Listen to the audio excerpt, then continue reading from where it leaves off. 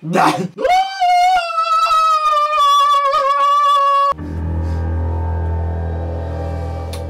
have now seen The Possession.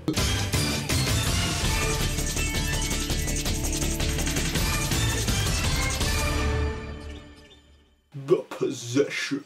Okay, so the plot of The Possession is basically there's a garage sale and a girl goes with her daughter and her sister to this garage sale and they buy some creepy box, which apparently, you know, all girls want a creepy box.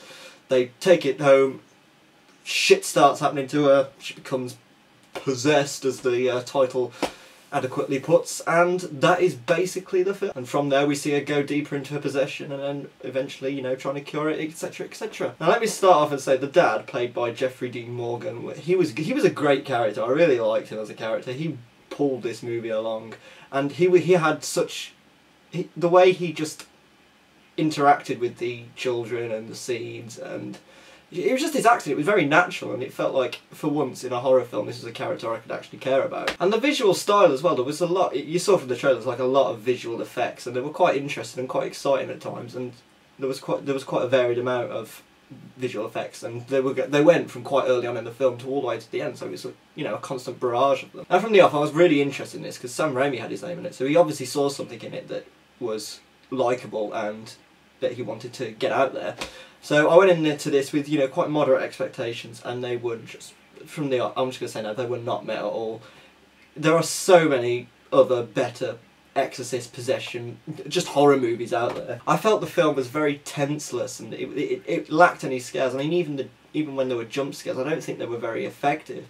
I feel like the director was spending too much time on build-up but not actually giving the satisfaction in the payoffs of the scares. And it felt like it was lacking a true identity as well. I mean, it was borrowing a lot from other films. I mean, there was The Exorcist, it was like Case 39 with, you know, the use of flies and etc. And, you know, it was a very generic exorcism movie, but at the end of the day, I mean, the girl, when she's going through her period of changing into this possessed being, she kind of just looks like basically a goth. She looks like she's just been punched in the eyes, whereas in The Exorcist, she looked, you know, fucking awful by the end of the film. She was she was disfigured, disgusting, you know, puking, and but this girl just looks, you know, just like a normal girl who's just, you know, tried to imitate a panda. So that, you know, the whole film just came across as kind of like Exorcist light. It felt like it was very vanilla, very tame. It had some standout, you know, interesting moments. You know, there was a bit involving teeth.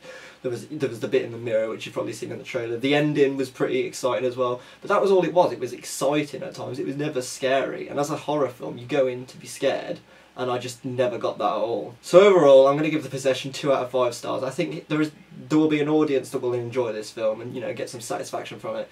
But I've grown up on a lot of horror and a lot of exorcism movies, and this was just another generic trying to, you know, push out and stand out from the rest. But for me, it failed.